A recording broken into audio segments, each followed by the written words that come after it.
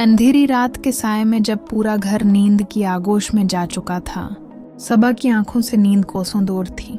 उसके दिल में बेशुमार ख्यालात गर्दिश कर रहे थे। जिंदगी का ये मोड़ उसके वहम व गुमान में भी नहीं था। उसने हमेशा एक मोहब्बत भरा घराने का ख्वाब देखा था, मगर शादी के बाद हकीकत कुछ और ही निकली।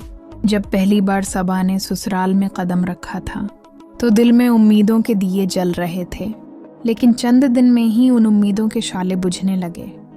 सास, नंद और देवरानी के ताने और तलख रवैया उसके दिल को चीर कर रख देता था।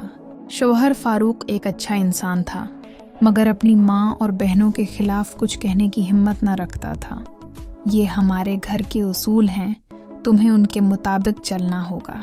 सास के सख्त अल्फाज उसके दिल में कांटे की तरह चुभते थे। सबा के वालिदैन ने उसे हमेशा सब्र और मोहब्बत का दर्स दिया था। उसने हर बार खुद को समझाया कि वक्त के साथ सब ठीक हो जाएगा, लेकिन हालात दिन बदन बदतर होते जा रहे थे। एक दिन सबा के वालिद की तबीयत शदीद खराब हो गई। वो अपने शूहर से इजाज़त लेकर मैके जाना चाहती थी, मगर सास की सख्त बातों ने उसके कदम रोक दिए। हर बात पर मैके जाने की ज़द मत करो, शादी के बाद यही तुम्हारा घर है, सास ने सख्त लहजे में कहा। सबा के दिल पर ये अल्फाज किसी ताज़ियाने की तरह लगे, मगर उसने खामोशी अख्तियार की। अगले दिन जब उसे मालूम हुआ कि वालिद अस्पताल में हैं, तो वो ज़ब्त न कर सकी और खुद ही निकल पड़ी। जब फारूक को ये खबर मिली तो वो भी अस्पताल पहुंचा। सबा की आंखों में आंसू देखकर वो कुछ देर के लिए गमसम हो गया। सबा, मैं जानता हूँ कि मेरी माँ और बहनें सख्त हैं, मगर मैं उनके खिलाफ कुछ नहीं कर सकता। मैं उनके दरमियान फंसा हुआ हूँ, फारूक ने धीरे से कहा। क्या तुम मेरी मोहब्बत का हक अदा नहीं कर सकते? क्या मैं तुम्हारी जिंदगी का हिस्सा नहीं? सबा ने तड़प कर सवाल किया। फारूक खामोश रहा। ये खामोशी सबा के दिल पर चोट कर गई। उसने फैसला किया कि अगर उसे अपनी मोहब्बत और इज्जत के लिए लड़ना पड़ा तो वो ज़रूर लड़ेगी।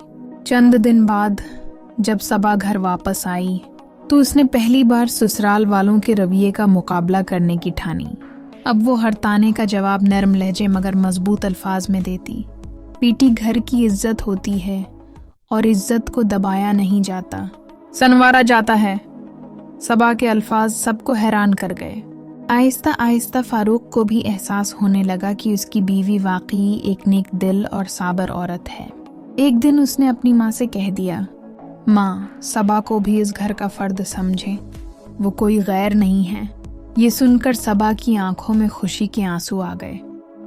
ये उसके सब्र और मोहब्बत की जीत थी।